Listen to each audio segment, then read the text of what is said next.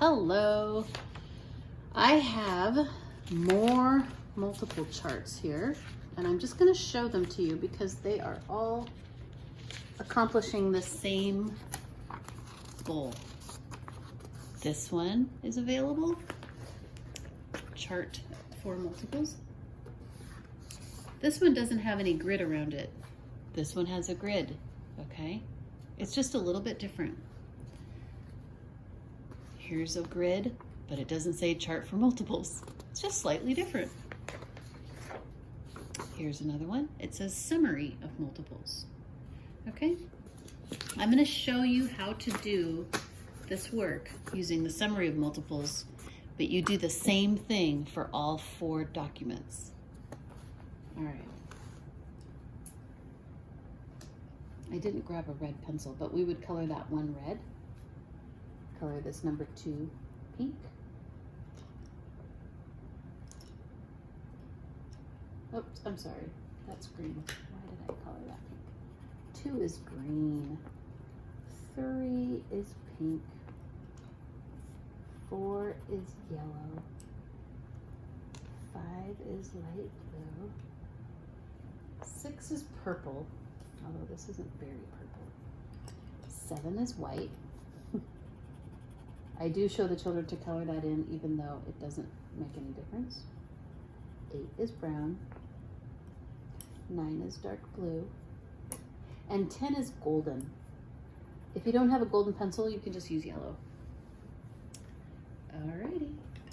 So the way we do this is we can color each, or circle each numeral red, but it's kind of laborious. If they want to do it, go for it. Otherwise, start them off with green. Okay? So I will show you how to do this. We circle 2, 4, 6, 8, 10. Just like we did before on our other multiple papers. Okay? We would go all the way down until we reach 100, right? And we see all the multiples of 2. So the difference between this chart and the others is that we are now going to do the multiples of 3 on the same chart. And this shows us our common multiples.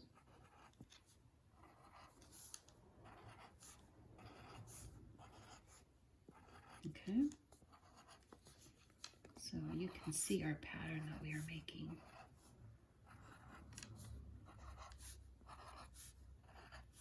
And there we go. Okay, I might not do this with everything just because it'll take a long time. Now we're going to do our 3s. 3, 6, oh, there's a common multiple. 9, 12, common multiple. 15, 18, common multiple. 21,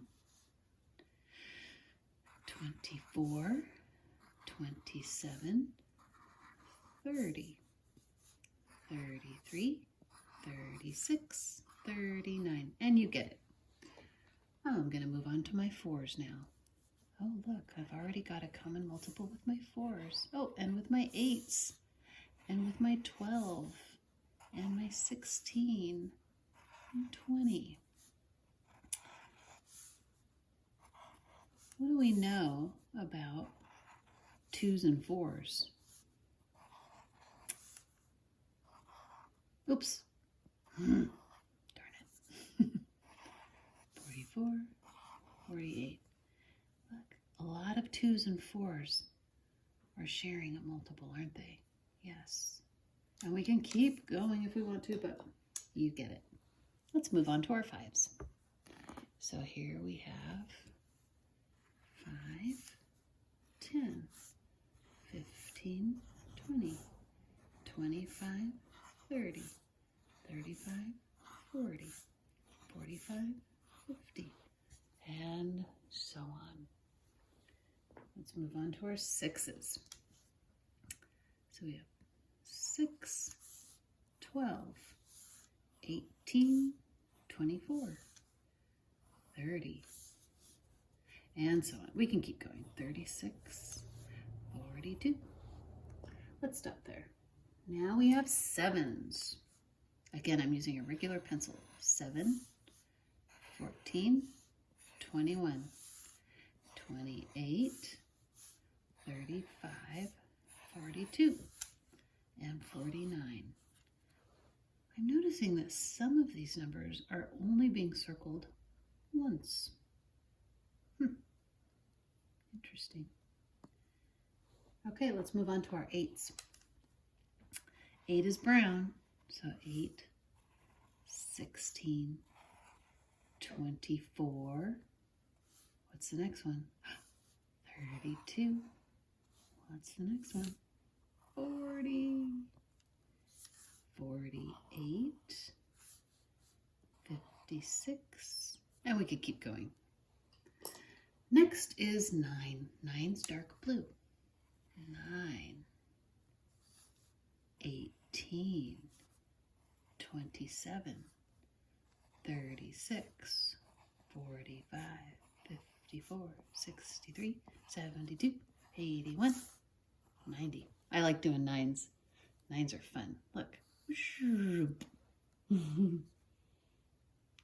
Then if you want to do your 10s, let's use a yellow pencil for 10s. 10, 20, 30, 40, 50. Can you see that? 60, 70, 80, 90, 100. So what's fun about this is your whole paper is covered in beautiful colored circles, and you can see with the colors what multiples are common. You can do the same thing with this. Same thing again with this. Same thing again with this. So there's 4 opportunities to really get a good mastery of all your multiples. Why is this important? This is important so that your children have developed automaticity with their multiplication tables. I want them to know their multiplication tables. Counting on your fingers is fine up to a point. But when we get into big math, that just takes too long. They just need to know it. Okay? So it's time, especially if they're in 3rd grade, and I've told all my 3rd graders this. If you are a 3rd grader, it's the law. You need to know your multiplication tables. Okay? So they need to practice. If they don't know it, just practice. Okay. Have fun. Goodbye.